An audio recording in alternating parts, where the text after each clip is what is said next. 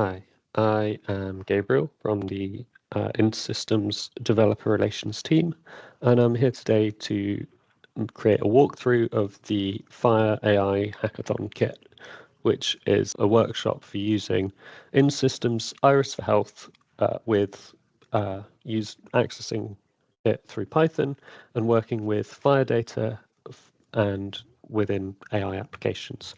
So in particular, I'm going to use the vector search to create a patient chatbot. So before I get started, I'm going to introduce the FHIR AI Hackathon Kit repository. So this is its address, and it has 4 main sections. That's what. Section 1 is the tutorial. This will go through how to start a pre-configured FHIR server from a Docker template, how to create SQL tables from FHIR server with the FHIR SQL builder, implementing a vector search, and then creating a chatbot using the vector search. So this is a retrieval augmented generation chatbot. It's a chatbot informed by data. There's then a section with additional demos. That's here. And I think this list is incomplete, but there's demos on accessing FHIR resources directly. So in the main tutorial, I'll be accessing it through SQL and as relational tables in SQL. This accesses it in its original format, which is JSON or also XML, but for here it's going to be JSON. And I'm going to be working on, and then there's a tutorial on adding FHIR data to Iris for Health. Well, in the main tutorial, I preload the Iris for Health instance with the FHIR data. And then there's another tutorial on creating a FHIR server in 5 minutes. This is creating FHIR servers from scratch. At the moment, the main tutorial focuses on making one from a template. There's making synthetic FHIR data, which uses Cynthia. So Cynthia is it's synthetic health patient generation, and it makes loads of FHIR resources to act as synthetic healthcare data, because real healthcare data is difficult to use for data privacy reasons, and so a good quality synthetic data is often required when creating workflows and setups. There's also this little sort of tutorial, more kind of article on my experiences vibe coding a front-end UI for the chatbot I made, or the chat. If you're interested, give it a read. Vibe coding is all rage. I must say I find it quite painful using it, but also I got quite good results. So you can read my experiences doing so there. That's the additional demos folder. I have a few more things to say, but I realize that before doing that, I should start the Docker build process because that takes a while. So if you navigate to the tutorial and to FHIR setup, and the first thing to do is clone the repository. So this just creates a local copy of everything that you can see on this repository on GitHub. Then you have to enter this Docker FHIR, which I will tell you about in a second. Then we pull the Docker image, so that's the instance of InterSystems Iris for Health, the Community Edition, which again, I will discuss in a second. This will take you much longer than it takes me because I've already got it downloaded. So as it says, image up to date. And then we run docker compose build, which builds the Docker file as specified in the templates. Oh, and because I built that a minute ago and it's still in cache memory, despite me deleting it, it took no time at all. So that's good at least. That will take much longer for you to run this, so don't be surprised if you have to wait 2 or 3 minutes. And then finally, we'll do this now. I will run docker compose up, or it will start running the Docker image Iris FHIR, which will create our instance of Iris and our FHIR server. So done step one, which was cloning the repository, entering it, and pulling the Docker image and starting up the Docker container. So this now starts up our Iris for Health instance in Docker. I think I forgot to say that you absolutely need to download Docker before doing any of this. But we should now be able to go to, actually, let me open that in a new tab because I don't want to lose my instructions. We can go to a new tab and log in with system and ISC demo. Oh, better spell it right.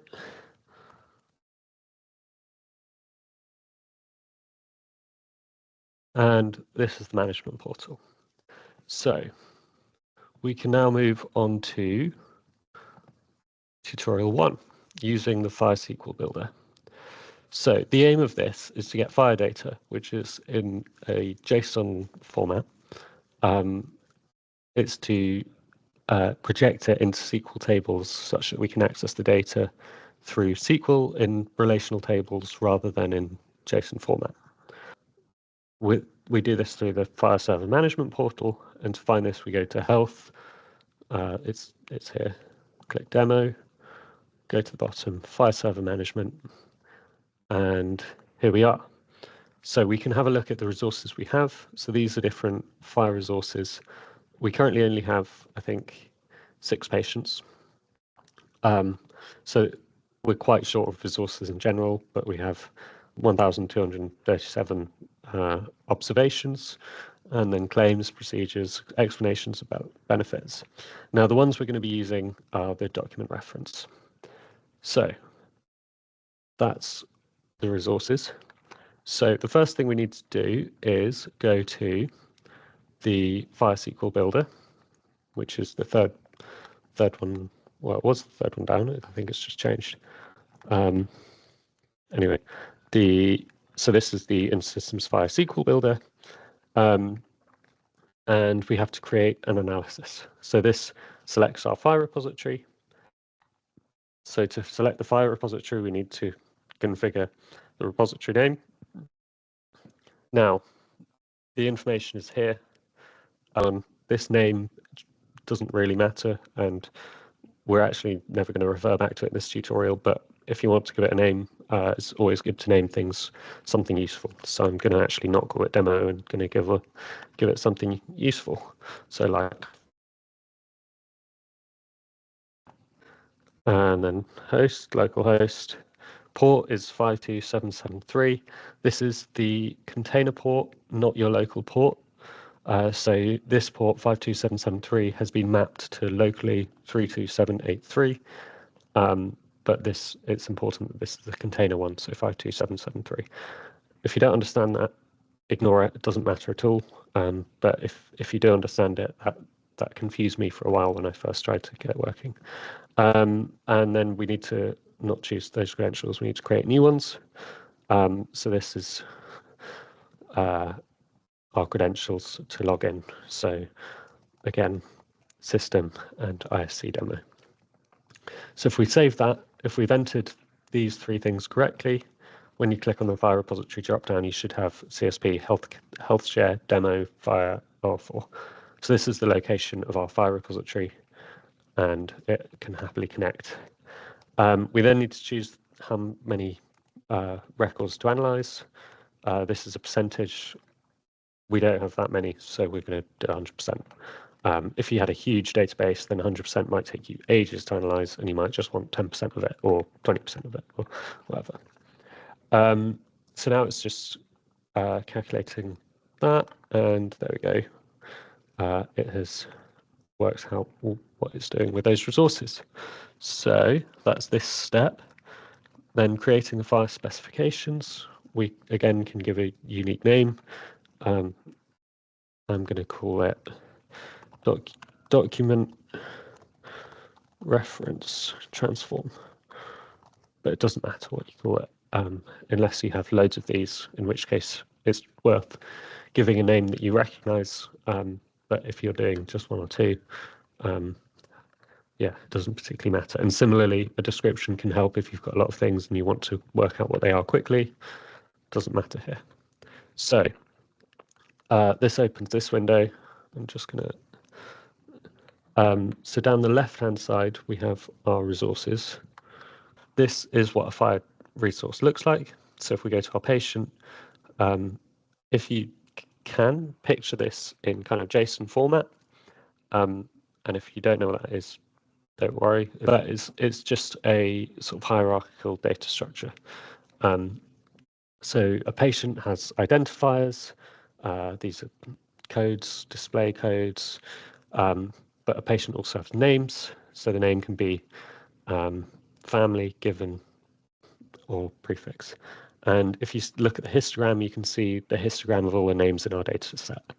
And these numbers are often added to synthetically generated data. So ignore the fact that names randomly have numbers next to them. So we can explore the FHIR resources here. And once we decide what we want for later use, we can select them here. If we click update, it will add them to our transformation. Normally, you choose the individual thing. So I'll show you this with, let's go birth date. So if we want to add the birth date to our SQL tables, we add it there. And all this does is it makes that data accessible through SQL so we can download it in a relational format.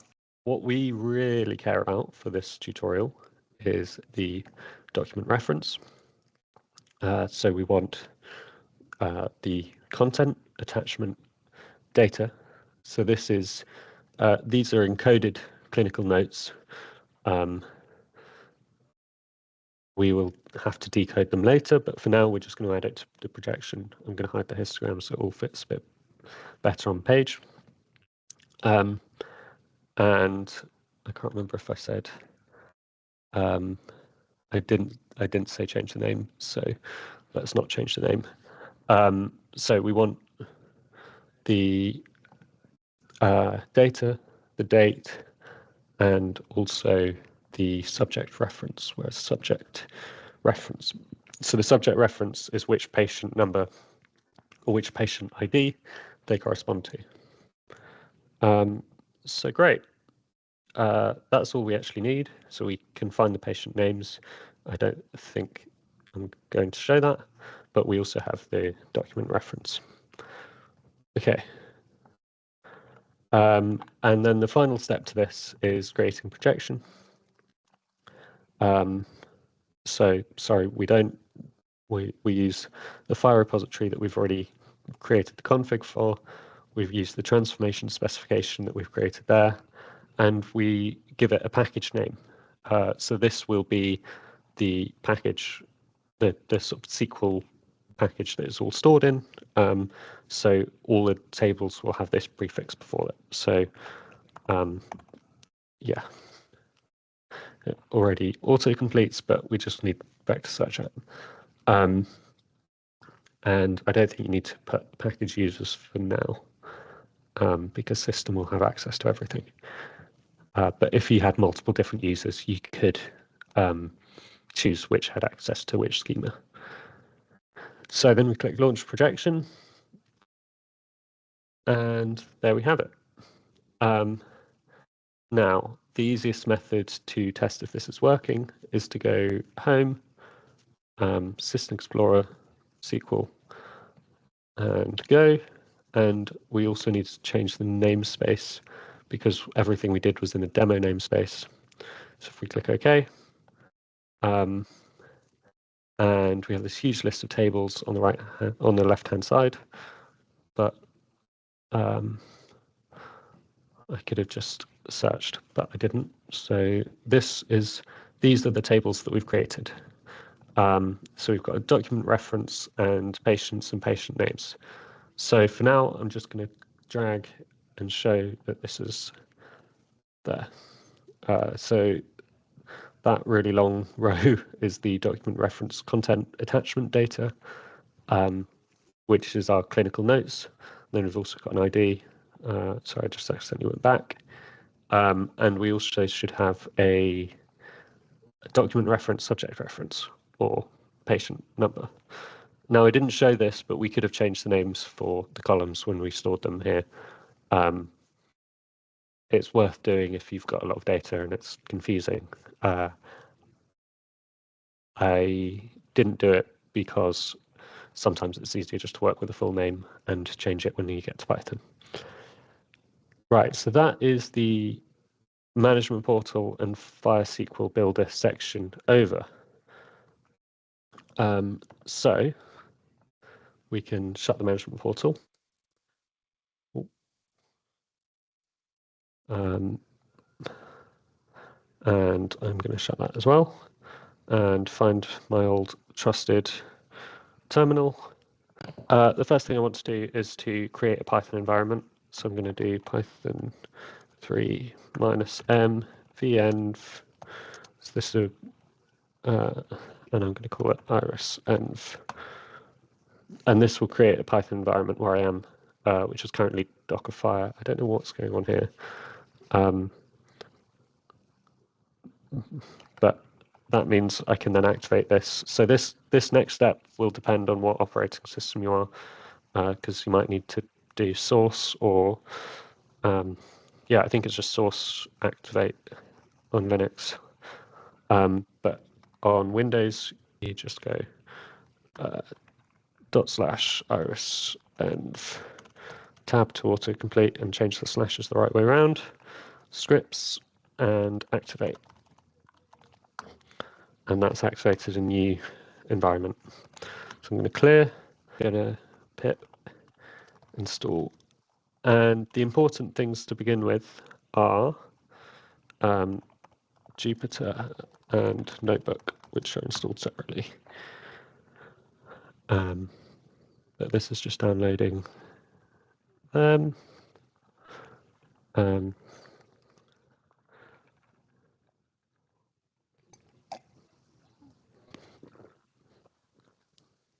So that's this is to run an interactive notebook. So this is all a notebook, and later on, when you get to these bits, you should be able to run each line of code or each box of code individually. Oh, that's strange.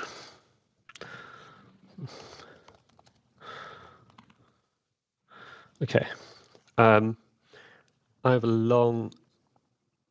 I seem to have a long path issue because I've created an environment in such long things. So I'm just going to activate a different iris-env.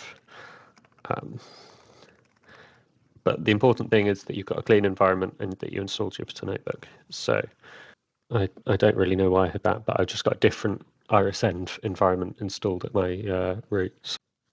Okay, so now I should have Jupyter Notebook. In fact, let me just pause and go to, so I've gone back up because I was on FHIR, cd tutorial / and then I can open the Jupyter Notebook here.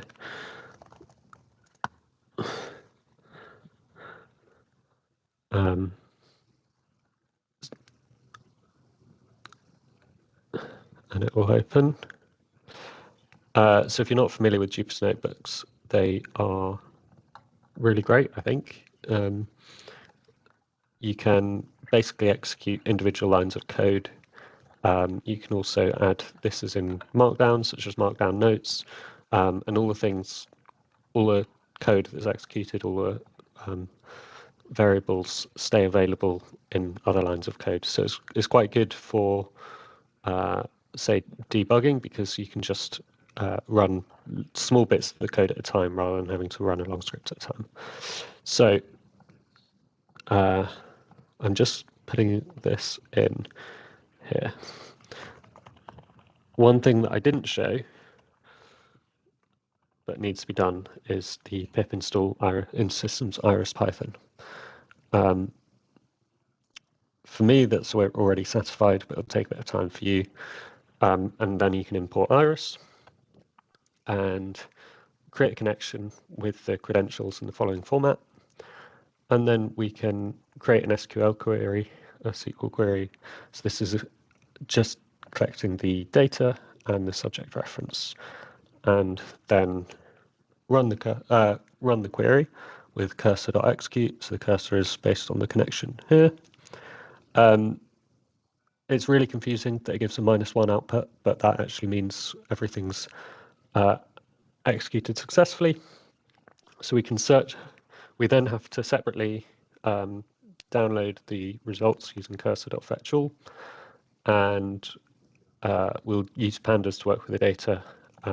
So that's the pip install for pandas. I should already have that installed. Yep. This result set, I should say, is in it's a tuple of tuples, but it has for each line of data, it has the content attachment data and the subject reference.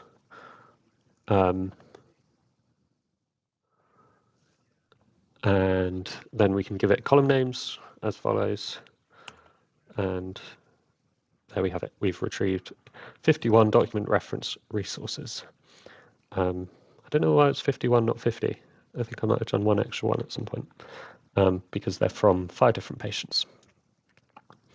So on to the next step, which is the next tutorial. Usefully, there's a link here, but if not, it's just in the same folder. It's the next tutorial. So we're going to connect as well. Again, I've just shortened that connection slightly, but it's all the same credentials as we used to. So server, port, namespace, username, password. We do the same SQL query that we just did and open it in a data frame again. And the only other difference that we didn't do at the end of the last one is strip the patient / from the beginning of the patient reference to get the patient ID. And then we can decode the clinical notes. So they're currently encoded in hex. So we can just decode that with the following line. So this applies for every element in the clinical notes column. Take the element lambda x, that's do a function for that element. Do bytes from hex, so get the bytes from the hex and then decode it into UTF, and if you have any errors, replace them. And that just creates examples of notes. Oh, I didn't run that one. And this is what a note might look like. So this is AI generated, but is a fairly standard looking clinical note. So the next step is to encode the clinical note into vectors. So this is for a vector search, which is used to search text based on its semantic meaning, rather than just based on sort of keywords or similarities. So it essentially, you get transformer models which encode the text onto a multi-dimensional plane. So this one's 384 dimensions, and the position in the multi-dimensional plane is based on the semantic meaning. So here we load a sentence transformer. This is quite a small one, and we create embeddings. So I'm clicking Control Enter to run, by the way. We create embeddings and then create a list of our embeddings and save them in notes vector. So this has already been run, but this is what it looks like. It's just essentially a long list of numbers. Yeah, and that encodes the semantic meaning behind the text given. So we can see we've gone from encoded clinical notes to decoded notes in plain text to vectors representing our notes. So going back to InterSystems Iris, we here have a SQL query to create a table with the following information. So it's got the patient ID, that's the reference ID, the clinical notes, the notes vector. Yeah, so we define our query. In case you want to run it again, I've just put drop table if exists. So this just means you can reset a table at any time using this command, and it won't error if the table isn't there. So it creates a table.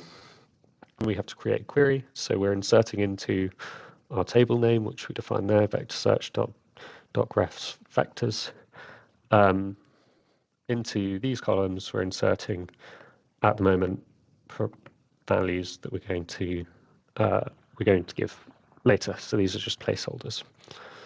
I've put two ways to execute this. If you're not worried about time, just use the first method. This is a very small data set, so it doesn't matter particularly. But technically, the best way to do it is to use execute many and a list of everything. But this way just iterates over the rows of the data set and inserts them one at a time. Yeah, you can see the second one's going to be faster than the first one. In fact, I'll just run them both. Yeah, it's slightly faster, but if you were running a really big data set, this kind of speed difference is really noticeable because it's 50 lines. It's barely any time at all.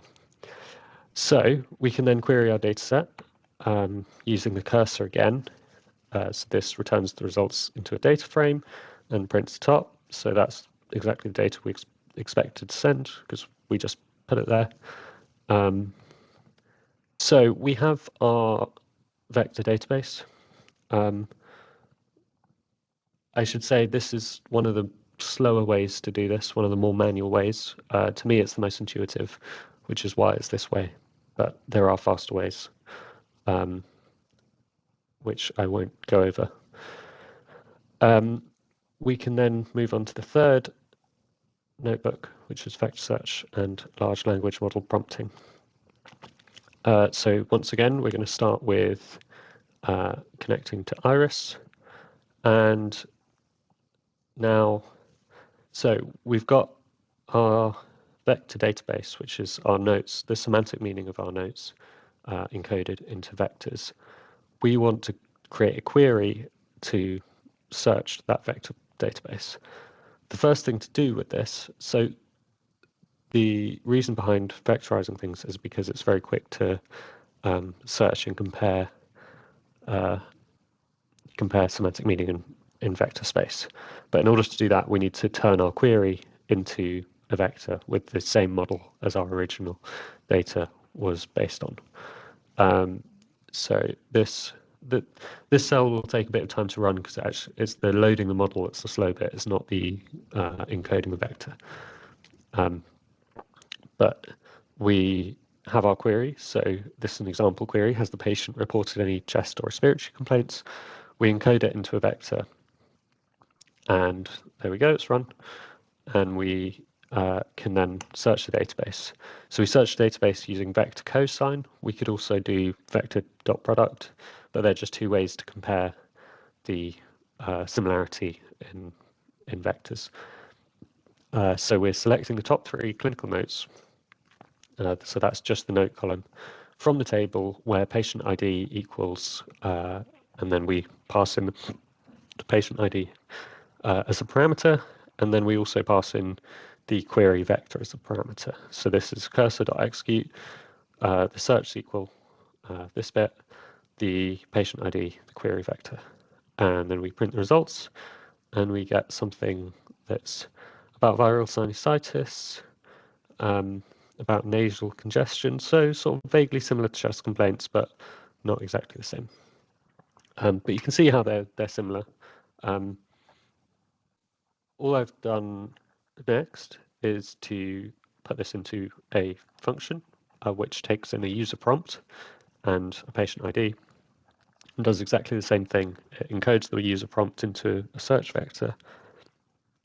It searches the data and and returns the results. So we can see that.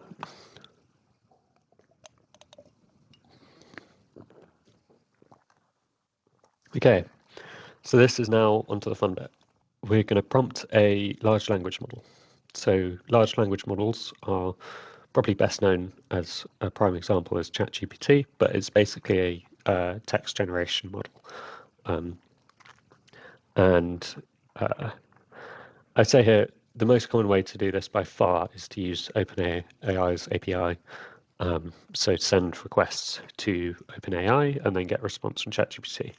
And I would assume that if you were to map the top 3 ways of prompting a large language model, all 3 of them would be through public APIs. So the server is doing work elsewhere. Now, the problem is patient data, you can't really send other places for data privacy reasons. So it's quite useful to have the data in-house. It's also quite useful if you wanted it for free, because this is totally free to use. I've put 2 ways of doing this. The first is, this is the easiest way to get set up, because it's literally just a Python library. You can pip install it with transformers. I'm not going to show this process. I'm not going to run it all because it's quite slow, and honestly, the results just aren't that good. But it does give the results that we expected, or results that are based on the information that we've given it.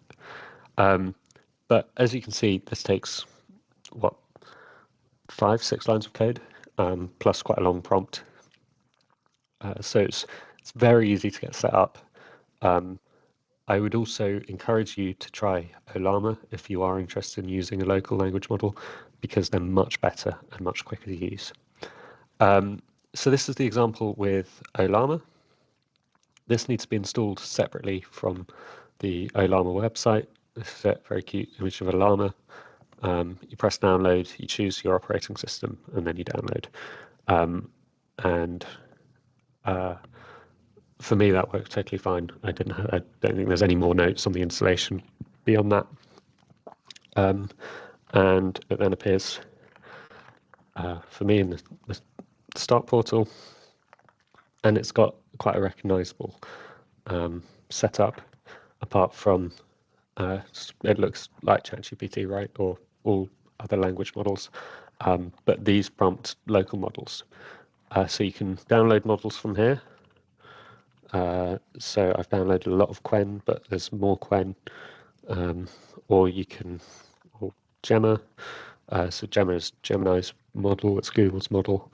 And you can select your model. The 1B is 1 billion parameters, so 4 billion parameters, 12 billion parameters. As this size goes up, the size of the model goes up. So I think I've included a table on, some small models that are fairly good. I quite like using local models, but the results aren't as good as you might expect from ChatGPT. So keep that in mind, and know that if you ever do build something that's sort of production code, you'll probably be doing it on a much better computer than I'm running this on. So you'll be able to afford much bigger models. There are some really big models that are available for free. So I think the biggest is, there's a DeepSeek one. Is it this one? 671 billion parameters. It's about 400 gigabytes, but it's meant to be very good. So it's quite easy to prompt. This uses the Ollama package, so you also need to run pip install Ollama, and you need to download. So I've specified a model. I need to have downloaded it either through this find model thing or just with a command line Ollama pull. And yeah, I've chosen Gemma 3 because Gemma 3 1 billion parameters, because it's to me a very good middle ground between very small but also quite good. And yeah, you can see that I've given it a prompt So this is based on the information I've given up here, where I've asked a question about query was up here. So has the patient reported any chest or respiratory complaints? I've done the vector search for patient number 3. There's nothing about chest or respiratory complaints here. And when I prompted the local model, it said there's nothing about any chest or respiratory complaints, which is a good result, really. Then the next thing to add is it's really useful if a chatbot can remember the conversation. So I ask a message, it tells me something. I then need to be able to say, oh, can you clarify that? If I don't add memory to it, then it can't remember what it's just told me, and it won't be able to clarify anything. So you need to essentially pass in the previous conversation back to the LLM in the prompt that you give it. Now this is where it gets a bit confusing, and I actually had a much simpler setup for here, but LangChain deprecated a lot of software and made it no longer usable. So I had to write this in a much more complicated way. So I apologize for that. But essentially, we're using these two packages, LangChain and LangChain Ollama. So LangChain is a very popular framework for using large language models, and LangChain Ollama is the extension that uses local models with Ollama. So we need some dependencies. We then create an initial a model with the chatbot, and then we create short-term memory. This is a checkpointer. It just creates checkpoints and summarizes along the way. We then create our agent. So this is working with agents. It's kind of based on the popular framework of agentic AI now. It's designed for use with different agents being able to use different tools and do different things. But at the moment, we're just going to have one agent. We're going to prompt it with one message at a time. But this is just how you have to set up memory now with LangChain. So we create an agent, we give it the model. So that's our Gemma 3 Ollama model. We create middleware. So this is a summarization procedure. So it basically starts when your conversation gets too long. So we called it at 4,000 tokens. It will start summarizing the old messages rather than passing the complete messages back to the model. And that just makes sure you use fewer tokens, which if you're using an online API, it means less cost. And if you're using a local one, it means faster runtimes. So it summarizes each message as it summarizes the conversation and sends back a summary of what's happened so far as you continue talking to the model. And this just makes sure the memory is initialized. And this also needs a configuration file, which just has a thread ID. If you're just using one agent at a time and one message stream at a time, don't worry about this, but this is just to keep track of which message stream is which. So we have to, for each message, invoke it. We give a role, which is user, unless it's like system, if we want to give it a system prompt. And we can prompt it saying, hello, my name is Gabriel, and then prompt it again saying, what did I just tell you? And for each message in the conversation, we're just going to print it all out at the end rather than printing it as we go. This is message.prettyprint. It gives the human message bit at the top. And it says, hello, my name is Gabriel. The AI responds, hello, Gabriel, it's great to meet you. And then I say, what did I just tell you? And AI says, you told me your name is Gabriel. So it has memory, which is great. So I've then put everything that we have, that we've got above. So I've got the connection to Iris, and I've created an agent chatbot using exactly the same thing that we've done before, and created an embedding model using the same sentence transformer, implemented a vector search which returns the top 3 clinical notes for each prompt. Top 3 isn't ideal, but that's just to limit the size of prompt that's going to the model. And then I've got a whole run procedure which, depending on whether it's the first message, you'll be able to say whether you want it to search the database again, and it will give it a system prompt for each message. There's lots of things that can be improved by this, but it's a very simple framework for creating a bot that can be run and rerun. And then instantiating an object based on this class. So that's our chatbot, and running it. Oh, I didn't run this step. So if I run this,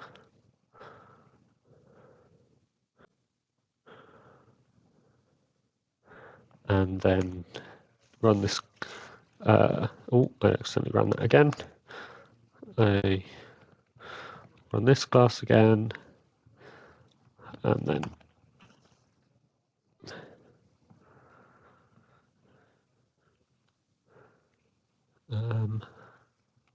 here we go. Hi, I'm a chatbot used for searching patients' medical history. How can I help you today? And I'm going to say, has the patient had any cardiac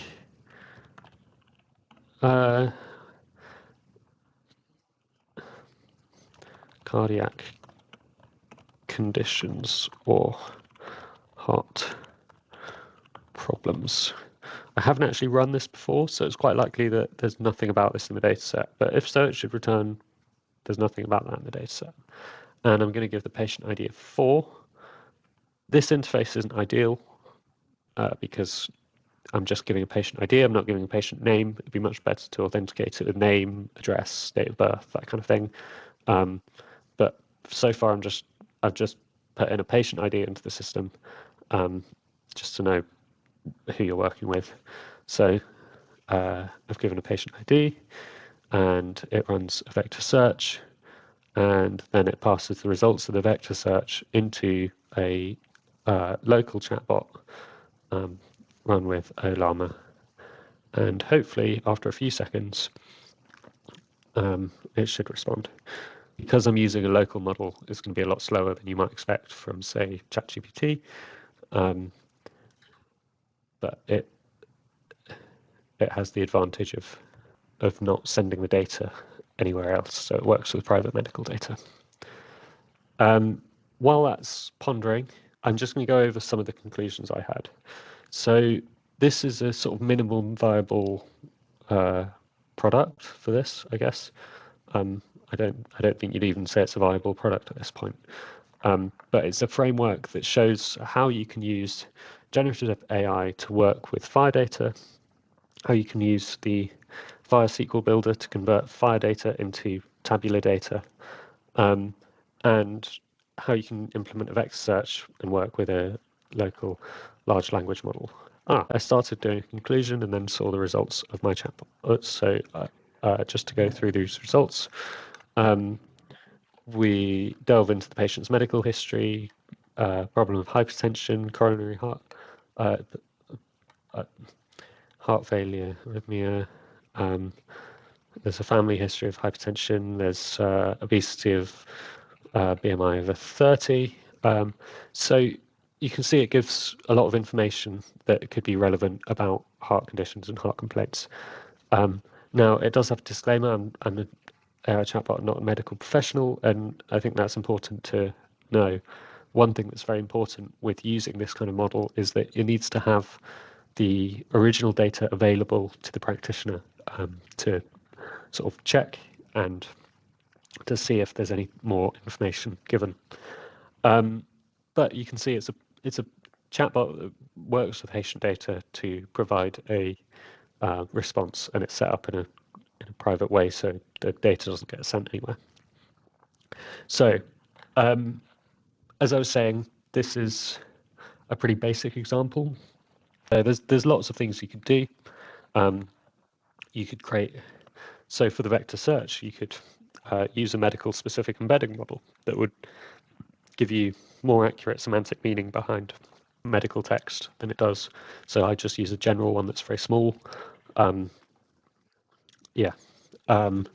You could also create a search score requirement that makes sure that it includes all the data that hits a certain score, for example, so is close enough in vector space. And if it doesn't find anything, it doesn't return anything. So it doesn't return any relevant information. You could also filter the results of the search by score by date, because, I mean, as I say here, results from 50 years ago are a lot less relevant than results from 6 months ago.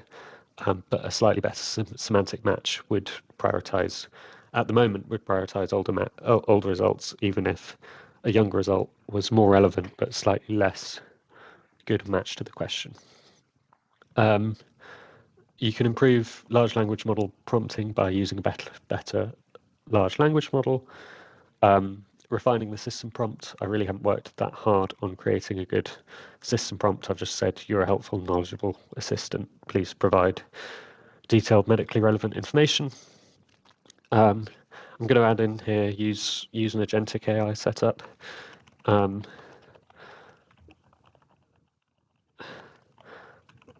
The way it's been implemented in LangChain now sort of pushes towards that, but agentic AI would allow you to use tools to provide the AI with tools that it can then use to perform processes itself. So, for example, to perform the search itself.